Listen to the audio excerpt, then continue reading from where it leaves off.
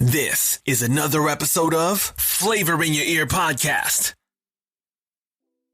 A podcast about damn near any and every topic with no filter and zero regard for the easily offended.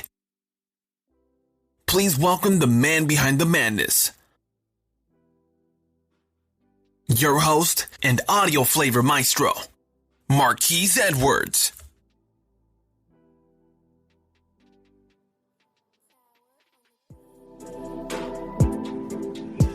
Good morning, good afternoon, good evening, everyone, wherever you are in the world. We are back with another episode of Flavor in Your Ear Podcast. And this Women's History Month, I have been reaching out to a lot of special, unique women of the world that I felt brought something special to the table, as I always do. And as I was speaking to her in our green room, I was telling her how picky I am about my guests. So I think you all would enjoy this episode. Her name is Tricia Nelson. She is an author. She has a beautiful website called Heal Your Hunger. And she's going to speak a little bit about emotional eating.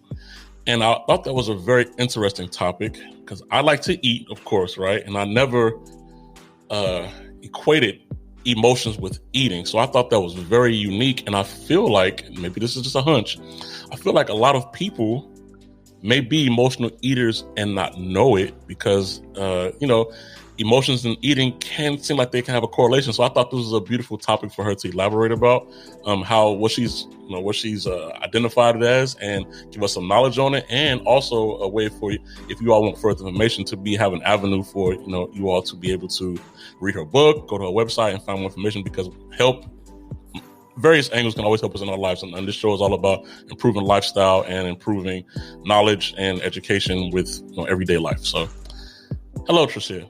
Hi, Tricia. Thanks for having me. Thank you very much for making this time. As always, she's in California. I'm in Italy, so we make these sessions happen. So it's always a great thing. So we'll get right into it. I have some questions for you, just to help our audience understand. So just how did you start? What's a brief summary of how you started on this path for the topic of emotional eating? I did read your story, but I feel like maybe you can, provide some zest from it yourself. So just how'd you embark on this journey? Yeah, so it definitely was my personal journey of struggling, with food. And I was an emotional eater, I think, from the get-go, but I didn't know it. I thought I just liked food. I like to eat. I like to cook. I like to serve food to other people, go out to dinner. It was just a big highlight for me. But what I didn't realize is that I was using it as an emotional crutch. Like I needed the food on an emotional level. And of course, this knowledge came later, but I thought I just liked food, but then what I didn't like is gaining weight. So by age 20, I was 50 pounds overweight, and that was hard for me. To be overweight, no matter what I did, I did a lot of diets, but I was overweight incessantly. When you go on a diet, you kind of have new diet syndrome, and it's like, I'm doing it, losing weight, feeling great. People are commenting, pants getting looser. But then at some point it stops, or you start really craving your yummy foods that you can't have. And then it gets hard. And then you're no longer happy about it. And you're like, when can I eat again? So that was me. I was like a yo-yo dieter, and I was up and down, and I had like 5 different sizes of pants in my closet because I never knew what size I'd be. So that was kind of how it went for me. And, after you've done a lot of diets, you just get so discouraged. And I just thought, what, I can't keep doing this pattern throughout my life. There's got to be a better way. I didn't like being overweight. It was very uncomfortable for me.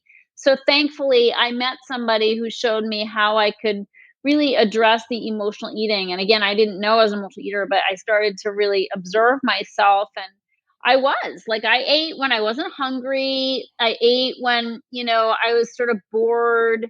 I'd eat too much. Like I'd start eating cookies and I'd eat like the whole package, or a pint of ice cream. I'd take the lid off and I would never put it back on. So, I was a binger. Not everybody's a binger who's an emotional eater, but that's kind of how it was for me. Is I ate beyond my nutritional need. That's really what an emotional eater is like you eat more than you need, which means you're eating to satisfy something that's more of an emotional hunger than a physical hunger. So, fast forward, I got help, and then I started helping my mentor to help others. And that's all I've done my whole adult life, is help people with emotional eating and help them break free. And then I really sort of codified my process that I learned into a step-by-step plan, and it works. And I just share it with people all over the world over Zoom, through my programs, through my book, my podcast, and people get results, and they can lose weight without having to diet. And I think that's the beautiful thing about it, is you can put your scale away, stop focusing on food and weight, and just start noticing that your pants are getting looser, but you're feeling better, not just physically, not just with energy, but you literally are happier because you're starting to clear out emotions that might have been trapped in there and weighing you down for a long time. That's beautiful. So that's outstanding, first of all, because I'm quite sure everyone wants to be happy. I would hope. Yeah. Everyone wants to be happy because happiness begins with everything. So what is the difference between emotional eating and just being like hungry, or just, you just like food? Is there a difference, or are they the same, or? Yeah, I mean, I was in a habit of just looking for food. Like, anytime, what they call it, seafood, I see food and I eat it. It's like, so it was just, it was a habit, where I just always wanted, my hand was always in the cookie jar. If there was a bowl of candy around, I was grabbing for it. And so it was just became a habit where my orientation was towards food. But again, I did think I just liked food. And so I started to observe that the foods I ate were like carby foods, like fries and, bread and sugar and starchy foods, cookies and cake and that kind of thing. And the truth is, those foods, they do a great job of numbing us out. Okay. And I call it the PEP test. So PEP is an acronym, and it's a way of understanding what foods do for us. And we know what they do to us, but we never think about what they do for us. And so we reach for high carb, high fat, high sugar foods because the PEP is an acronym. The first P stands for painkillers. So those foods kill our pain. They just sort of numb us out where we don't feel uncomfortable, like sort of smooths out the edges of life.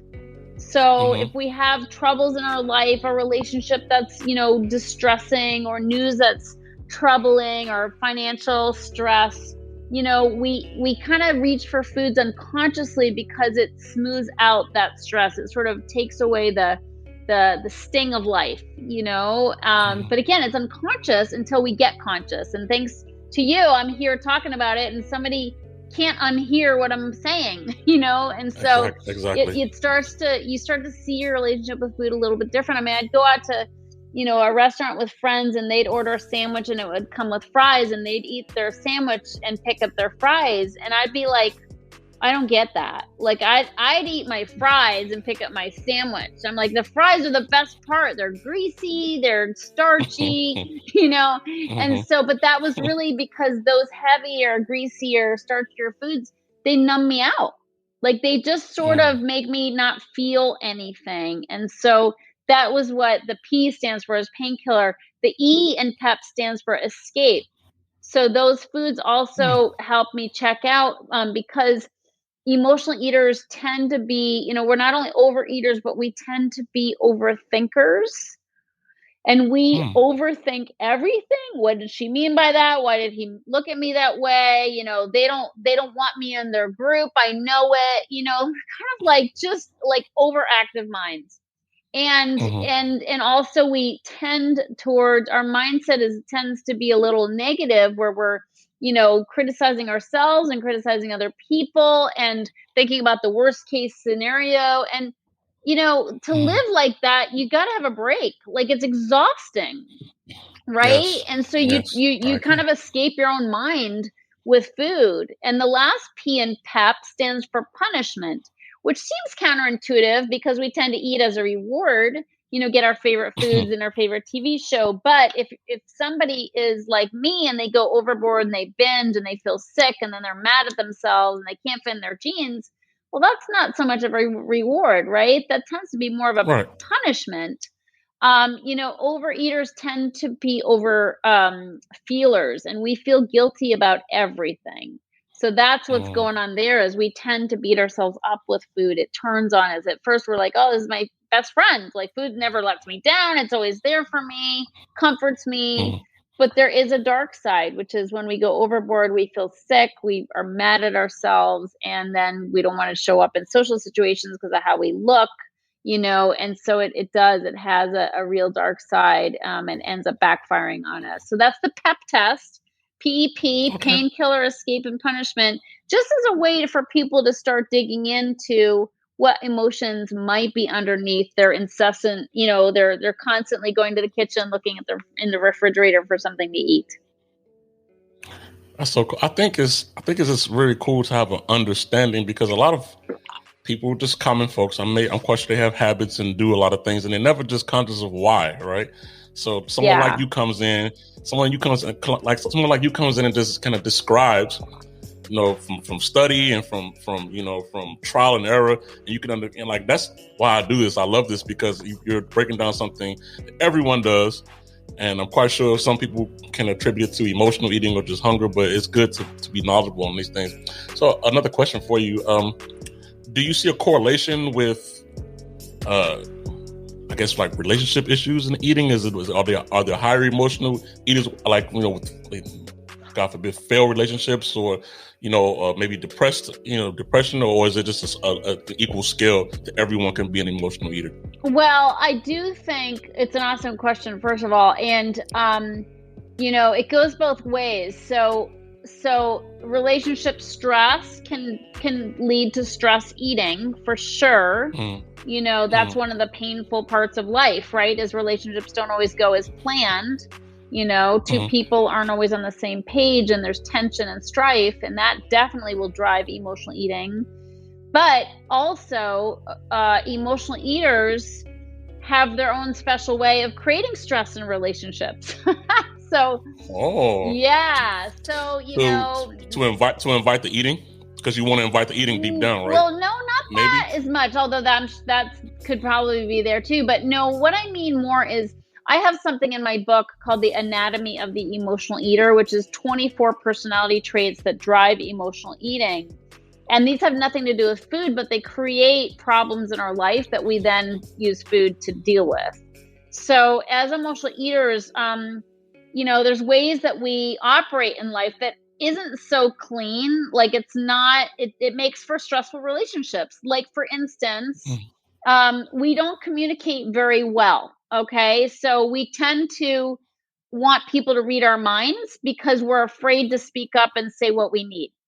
Right. And so, and I mean, a lot of people do this, whether they're emotional eaters or not, but I feel like we kind of take the cake on this, pardon the pun. So, basically, we tend to clam up and not say how we really feel, because we're people pleasers. We want people to like us, right? The emotional eaters that's the number one trait of the anatomy of the emotional eater is being a people pleaser, and that gets us into trouble, because then we don't say how we really feel.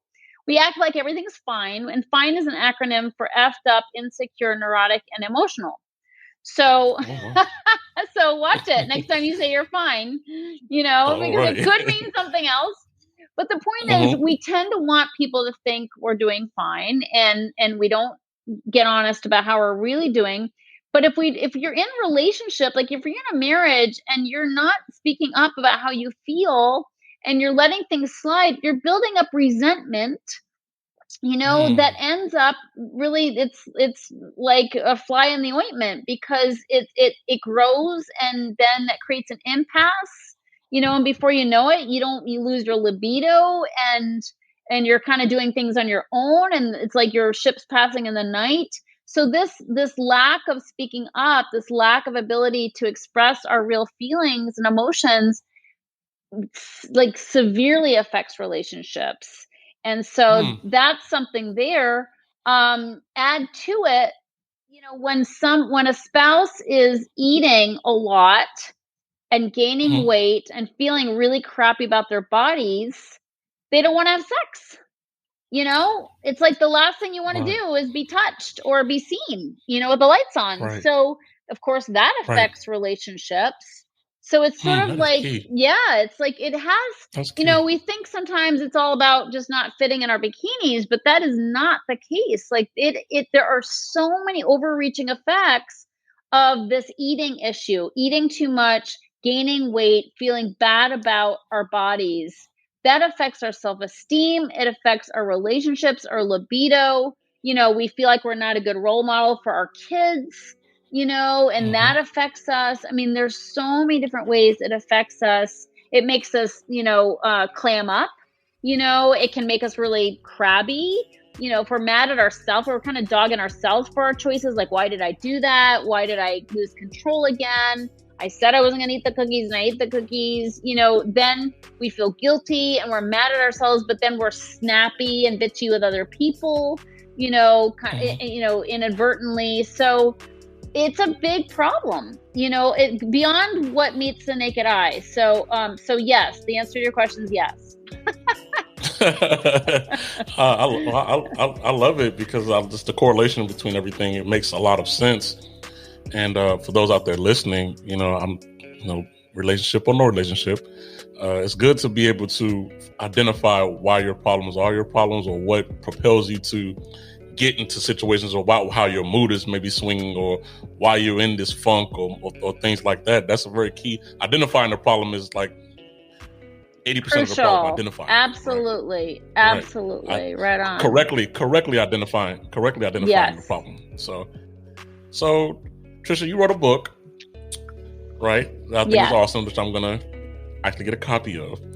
And I was wondering if you can. I mean, you're not gonna tell all, but what went into the process of when you said, okay, I know enough to make a book, and what are a few things that we can find in your book that may interest the reader that may want to know a little bit more about emotional eating? We're not gonna tell all, just sprinkle of what can be found in the book. Yeah, well, the book I really recommend it as a first step for people, or listening to my podcast, The Heal Your Hunger Show, because I'm very candid in both places about my experience.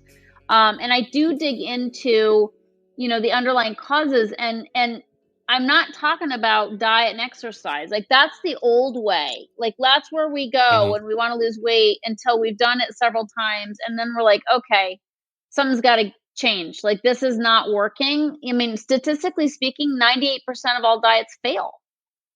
So it's like, it's a lose-lose proposition. Dieting, if you chronically struggle with food and weight, dieting will not get you where you need to go. You got to go to a deeper level. You got to start dealing with your stress and how you live, so I really lay out what a recovery plan looks like in the book. I have great cartoons in the book. Although nice. I have to, I mean, this sounds like a shameless plug, and it probably is, but the book and the audiobook are great together, because you don't get the cartoons in the audiobook. They're really funny kind of scenarios that we get ourselves into as emotional eaters. But the audiobook's great. I narrate the audiobook. It's like a 5-hour read, a 5-hour listen. So I recommend that as well. But it's really inspirational. I wrote it so that you could just flip to any page and feel inspired. But I think what's good about it is that I don't talk about food. Like, I'm not talking about nutrition or diet or any of that. Like, people aren't stupid. Like, they know that salads are probably healthier than pizza, but it's like, why do we keep wanting the pizza? That's what I go into. Like, why are you compelled to eat foods that will probably backfire on you and not make you feel good? So, and those are the emotional underpinnings. And I've had people, I mean, honestly, I've had people, I had one man, he wrote a review on Amazon for my book. And he also wrote a review on my Tedx talk. And he read my book and lost 50 pounds, so it's pretty cool. But, that's amazing. I know. I think his wife's a chef, though. So she was definitely helpful in all that. But, shout out the female counterpart. but I do,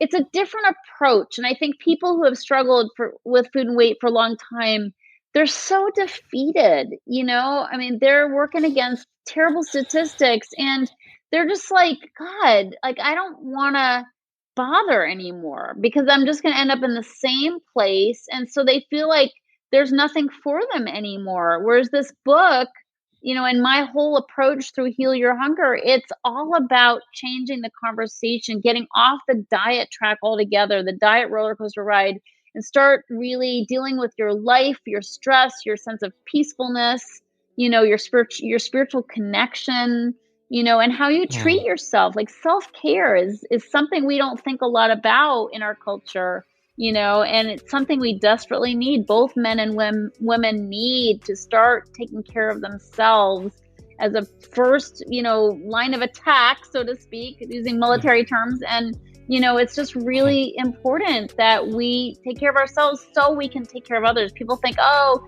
it's selfish for me to take this walk right now, or take time to meditate or read, something relaxing. It's like, if we don't do this, we're going to be stressed out and burned out and not very pleasant to be around. Like, how is that a better play? So really important. Very true. And I don't know how you can't live a long life with a lot of built up stress. I feel like stress, just like salt and sugar, are silent killers. Yeah. And I love the fact that you were talking about inspiration and inspiring, and you use your story to inspire others, because that's literally why I made the show, right? I mean, through your experience, you got inspired to inspire others to get to a healthy place. You all can't see the video, but Tricia looks great. She looks healthy, happy, and I'm quite sure anyone would like to feel this way. And this is perfect guest for what this show is about. Just educating others, and all of her hard work and research, and you hear the passion in her voice about these topics, and she understands that it's not an easy journey. That's something else. She's not coming in like a boot camp, drill sergeant. That's my military plug right there. She's not coming like a drill sergeant, just kind of like ramming into you. She understands the battles of it and how you can be defeated. And she understands the hamster wheel you can get on about dieting, where you always think that, dieting, because we see all of these tabloids about, this workout plan, and this is the one that's going to help you out. And she said 98% of diets fail. So, that should tell you something right there. So, very, very outstanding. So your website, Heal Your Hunger. Yep, healyourhunger.com. So is that where we can find your book, or is the book exclusively on Amazon? It is on Amazon. There's a link to it through my website. So you can go to my website and get my podcast, my book. You can watch my Tedx talk, sign up for a complimentary breakthrough session if you want, to explore working with me. So yeah. healyourhunger.com. And I'm on Instagram also at Tricia Nelson _ at the end of Nelson. And we'll be sure to include all of the links for how you can find Tricia and find more information about Heal Your Hunger, her journey. I'm very glad that I got an opportunity to, hear her illustrate and, vocally illustrate, her journey. And, I'm quite sure this conversation can be forever, but please look at her Instagram page. Her Instagram page is laid out beautifully. This is from someone, I told you all, I scope out my guests first. I'm like, oh, this Instagram page is beautiful. It's so laid out, has a lot of tips and free pointers for those who may be curious, because, some may not feel comfortable, raising their hand saying that, I have a problem, I'm not confident. But a part of why we do these podcasts and get these special guests is we're trying to make it normalize culture. We're trying to change the culture and normalize asking for help, identifying problems and being healthier. That's the whole goal of it. So I really appreciate you, Tricia, for making time for this episode to happen. Do you have? Thanks for having me. Pleasure. Oh, of course. Do you have any closing remarks you'd like to say to our audience? Because like I said, I feel like you were very direct and to the point. And I know that there's a lot more to emotional eating and healyourhunger.com, but we're going to leave that to our curious guests to go out and find, because I'm quite sure they hear, just from this small segment that, it's very impactful and it's very important. And that's all we need is a small amount of time to be able to capture importance. And, we giving people the keys and the tools to be able to go and seek out more information, which I will buy the book as well. And I'm probably gonna take like a selfie or something with it, put on the page, I'm take a screenshot of my Amazon book. I might get the Amazon book. I'm in Italy, so it takes a little while to ship things here, but please go out and get the book.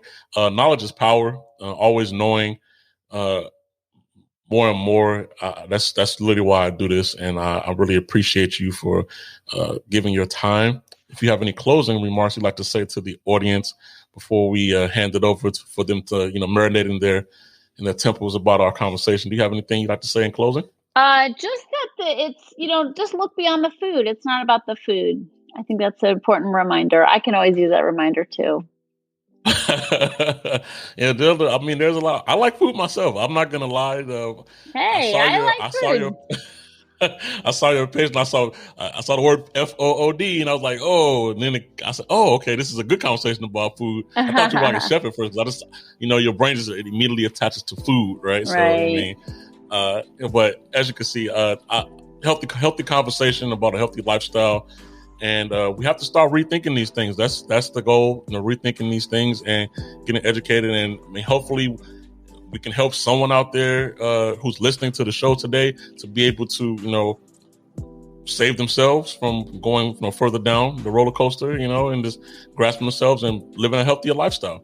Amen. So be sure to look up healyourhealth.com. Heal your hunger. Heal your hunger. I said heal your health. Talking about health. I'm all about health. So, healyourhunger.com and check out Tricia. I will also include all of her links in our show notes for this episode. So be sure to support Happy Women's History Month. As you all can see, we are getting some superstar guests here. That's very, very, very knowledgeable, a lot more than myself, but I can use someone else's brain to populate out to the masses. So thank you again, Tricia, for the episode, and look forward to seeing you do great things in the future. I wish you the best of luck and in all your endeavors, much positivity. Thank you so much. You're a great host. It's been a pleasure. Thank you so much, you all. And to everyone out there listening, peace and have a great night. We will catch you all on the next one. Bye.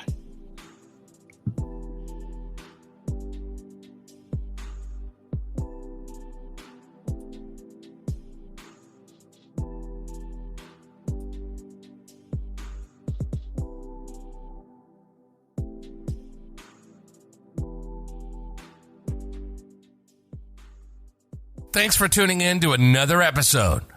Please leave an honest review, subscribe, and share. Listen to us on all platforms. Follow us and ask questions on Twitter at Marques Podcast Mailbag. Follow us on IG at Flavor in Your Ear Podcast. And like our Facebook page, Flavor in Your Ear Podcast. For exclusive content, info, special offers, and free entry into our monthly giveaways, send your email address to flavorinyourear247@gmail.com to join our email list. If you're anxious, we have a snippet following our next episode's topic. Peace and love.